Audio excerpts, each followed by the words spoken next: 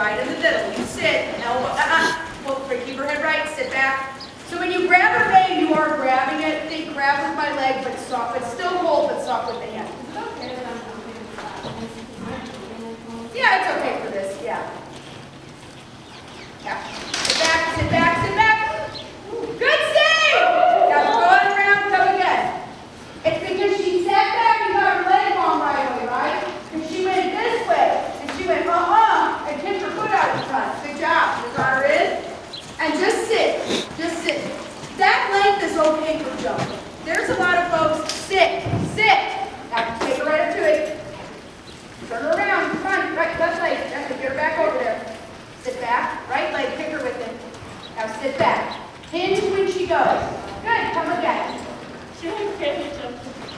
Oh my God, these are uninviting things. They're hard to see. We have predominantly a rate, actually everybody in here is a rate kid, or half a rate.